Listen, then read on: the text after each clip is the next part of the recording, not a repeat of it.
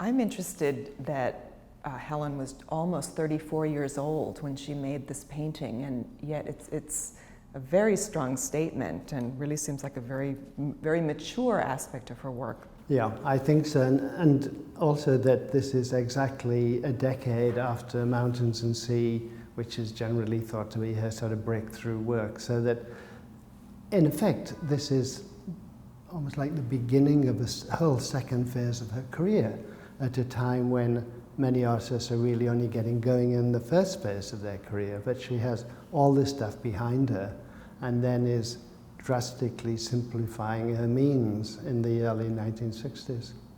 Another aspect of the piece that I think is very strong and very striking is the balance or the interplay between the areas of color and the white space of the surrounding canvas. And that seems to really give the work a sense of airiness and a kind of breathing quality that makes it almost feel alive. You know, the method obviously is very intuitive and accepting of chance. This is actually part of the wonderful pleasure the picture provides, that you sort of try to recapitulate for yourself what the process was. I recall words that you wrote about Helen's work of this period, and you said it is affirmatively of its time, but exceptional within it. And to me, that's a very apt way to describe what was going on in her work. It was not only a transitional moment for her, but also there were so many changes happening in the art world generally. And it's so interesting to think about in what ways her work was responding to some of those things and reverberating with certain attributes being explored by other artists, and in which ways she was really sticking with her own quite personal vocabulary.